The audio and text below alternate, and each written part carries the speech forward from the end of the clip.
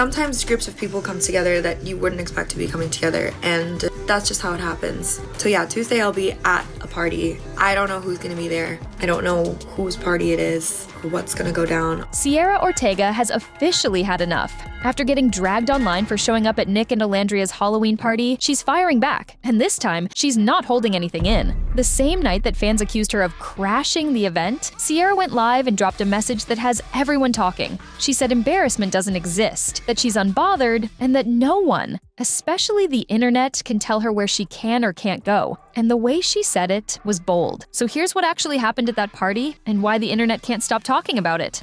Go out there and make a fool of yourself. Like, embarrassment doesn't really exist if you think about it. I don't know, like, there's just so much power in just like being who you are. I think a lot of people are like, aren't you embarrassed? Like, I feel like you're trying so hard, and it's like, for what? Nic and Olandria were the main headliners for the Agua de Kefir Halloween event in LA. The whole night was built around them. Their names were on the flyer, their fans filled the place, and people showed up expecting another NicOlandria moment. Everything was smooth until Cierra showed up. She didn't just walk in quietly and blend into the crowd. She posted. She shared clips on Snapchat and Instagram showing quick flashes of the venue. And if you look closely, you can actually spot Nic and Olandria in the background of one of them. That one snap is what started the fire. Fans immediately pieced it together. Cierra was at the same party, the NicOlandria party. And you know what? I wasn't gonna say shit, but let me just say this, guys. LA is big, but LA is small, okay? Especially when like events and certain things are going on, and sometimes groups of people come together that you wouldn't expect to be coming together, and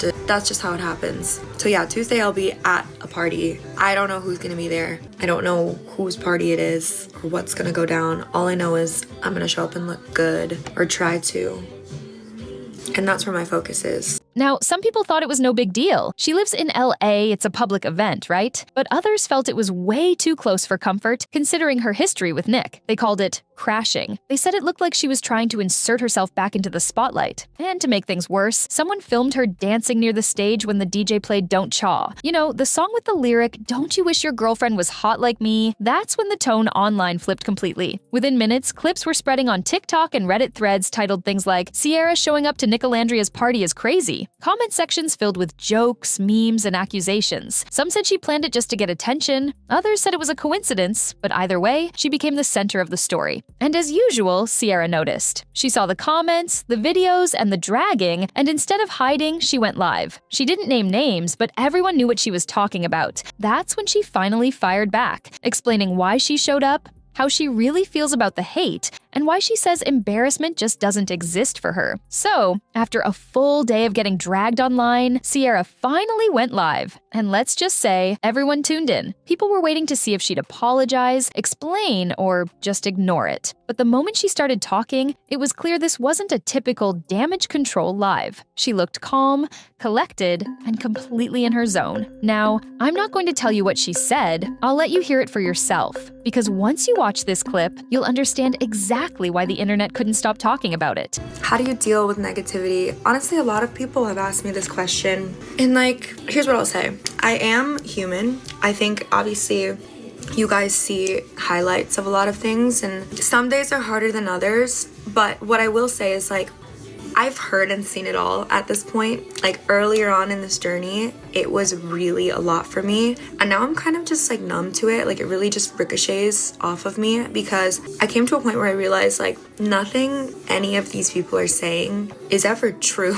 Like if I were to let it affect me, that would be me validating that it's truth and that it's fact. And I also think that I don't know, the people who are spreading hate and, you know, doing these things, they're not people I would ever want to switch lives with. Like when I think about where they are in their life, having the time to just sit and spread disgust online, and then I think about where I am and like how much love I'd love to spread to everyone, it like they're not people I would want to switch lives with. And if you're not someone I admire or look up to, you're not someone that can hurt my feelings or tell me how to live my life. So I think the best way to handle hate is to just realize that like that's not you, you know? It's never, someone who's better on you is never going to be hating on you, let's just say that.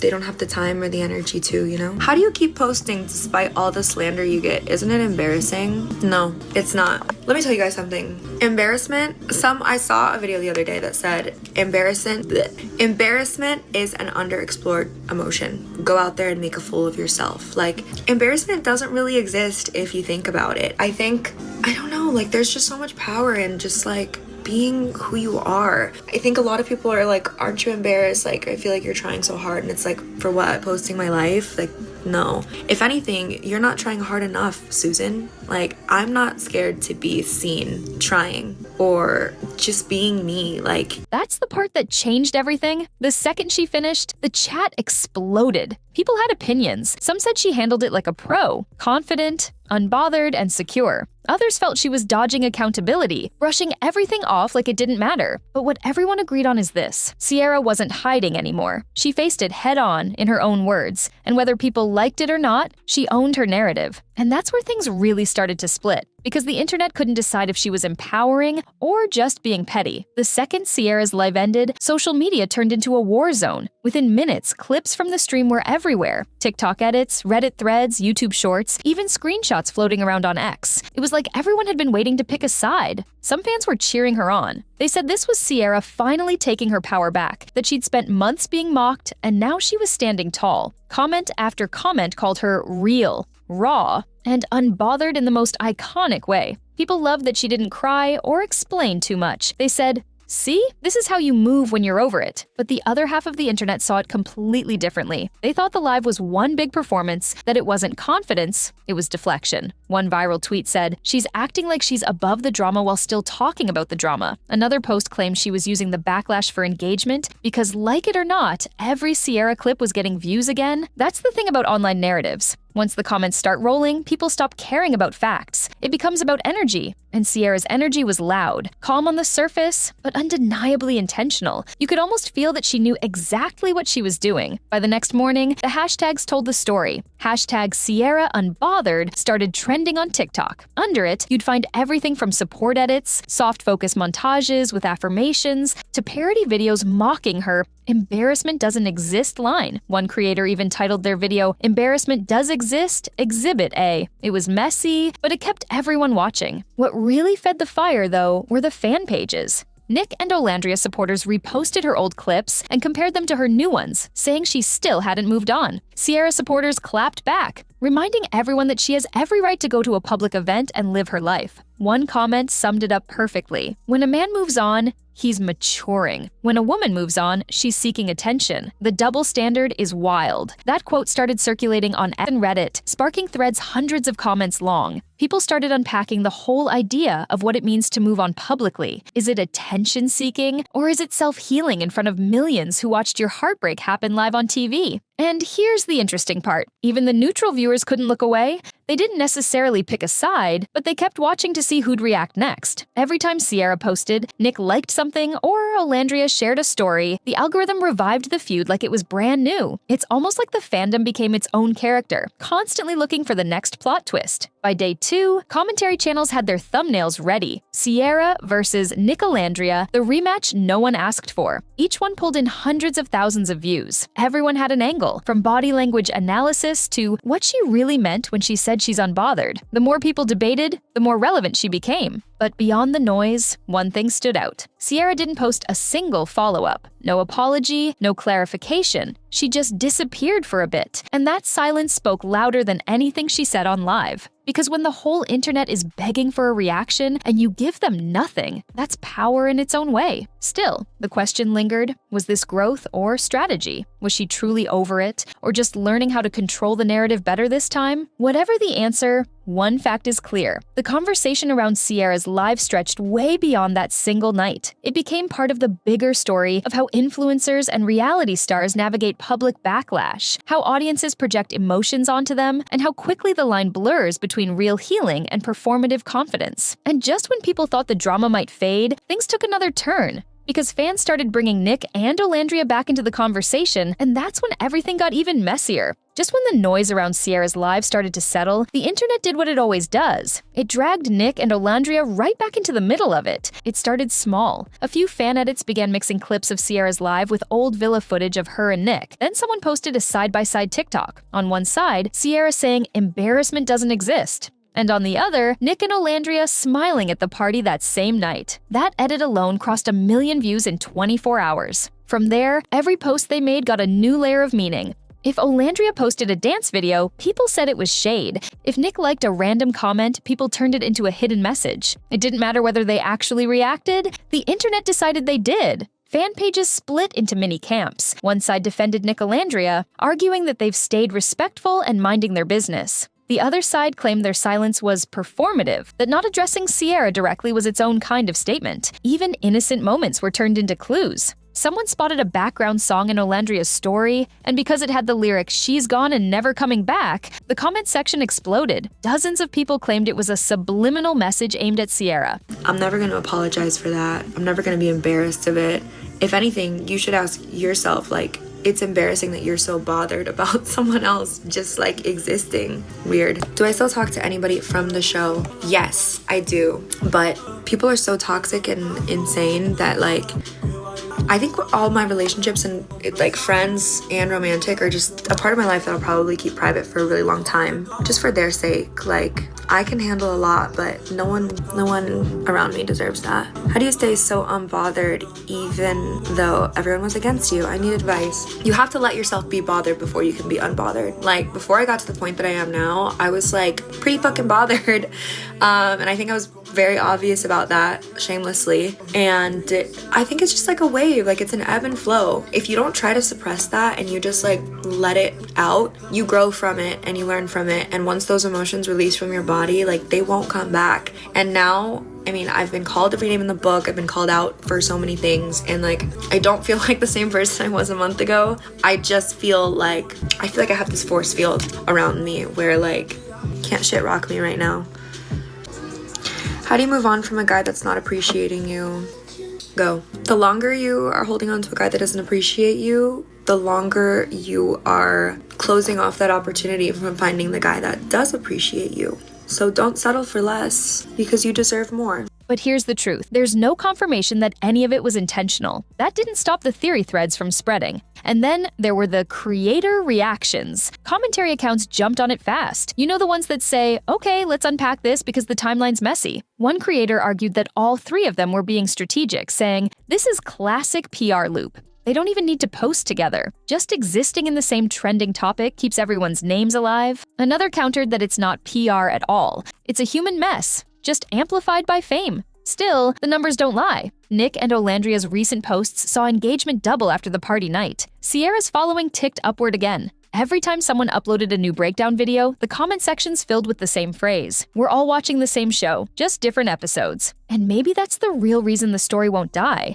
Because to fans, this doesn't feel like reality TV anymore. It feels like real life that refuses to end. The irony? None of the three has publicly mentioned the other since that night. No likes, no comments, no direct callouts. But the silence keeps feeding the narrative. Because when you're this watched, not saying anything can sound louder than a statement. And that silence didn't just leave fans talking, it left creators digging even deeper. Because what came next wasn't just gossip. It turned into a full-blown discussion about image, reputation, and what it actually means to move on online. After the party clips started to fade from people's feeds, the conversation didn't stop. It just changed. It stopped being about who went where and became a deeper question about image, control, and perception. How far people will go to look unbothered and what that even means online. Every platform lit up with takes. Some viewers said Cierra had done something brilliant. She'd taken a situation meant to embarrass her and turned it into a lesson on confidence. Others weren't convinced. They thought her calmness was rehearsed, a strategy to keep the spotlight without looking like she needed it. The comment sections told the whole story. People wrote paragraphs debating whether confidence is real when it's being performed for an audience. One person said, maybe she's not pretending. Maybe she's just tired of explaining herself. Another replied,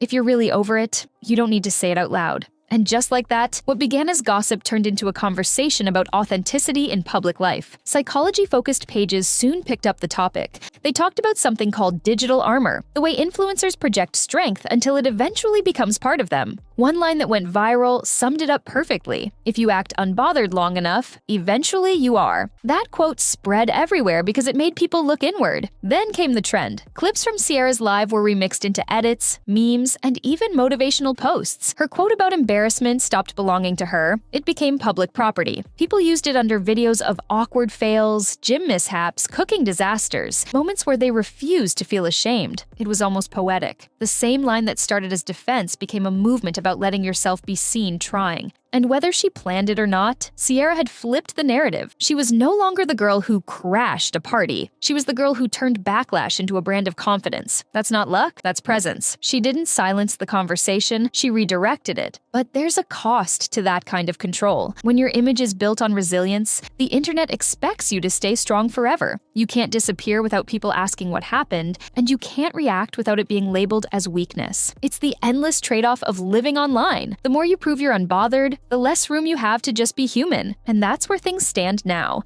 The drama may have cooled, but the curiosity hasn't. Everyone's wondering the same thing. What does Cierra do next? And how does she keep control of a story that refuses to end? Once the dust settled, something became clear. Cierra didn't just survive the backlash, she outlasted it. The comments slowed down, the edits stopped flooding the feed, and the timeline finally shifted to something else. But even in that quiet, people were still watching. Every small post she made after the live was examined frame by frame. A coffee selfie turned into a think piece about her new era. A single caption, "Healed Girl Energy," had fans asking if she was talking about Nic again. Even when she wasn't saying much, the audience filled in the blanks for her. That's the strange part about fame in this generation. Silence isn't silence anymore. When someone like Cierra goes quiet, it doesn't feel like she's gone. It feels like she's planning something. And that's exactly what keeps people watching. From what's visible now, Cierra seems focused on rebuilding. She's been posting lifestyle clips, workout snippets, and brand collabs that look nothing like her old content. The tone has changed. No more heavy subtweets, no more cryptic lives. It feels more curated,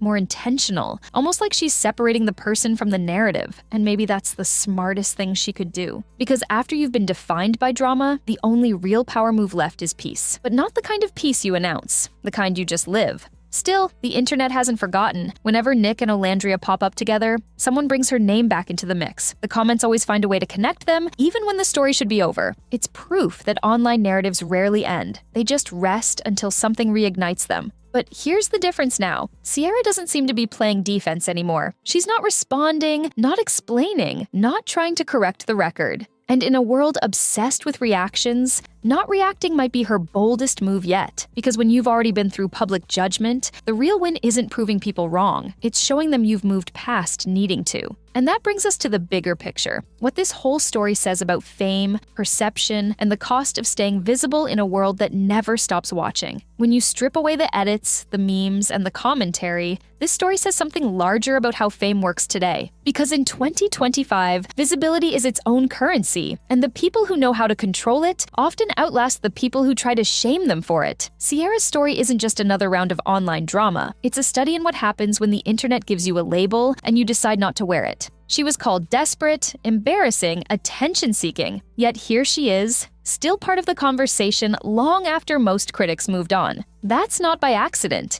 It's by understanding the rhythm of the internet. Every backlash has an echo, and every echo can become an opportunity. But there's also a warning here. The same audience that builds you up for staying strong can turn just as quickly if you show a crack. Public healing is never really private, and social media doesn't forgive quietly. It forgives when you give it something new to talk about. So maybe the real takeaway isn't about who was right or wrong at that party. Maybe it's about what it means to be seen and how exhausting it can be to constantly perform confidence when you're still learning it. Because behind every live stream, every "I'm fine," every viral soundbite, there's still a person who has to keep proving they're unbothered. And if you've been following this story since the villa, you can see how much has changed. Cierra isn't trying to win sympathy anymore. She's trying to win peace, and that might be the one thing the internet can't drag her for. Let me know what you think. Was this a comeback, a strategy, or just someone reclaiming her own voice? Either way, one thing's for sure. Cierra Ortega just reminded everyone that the best response isn't always louder. Sometimes it's just lasting longer.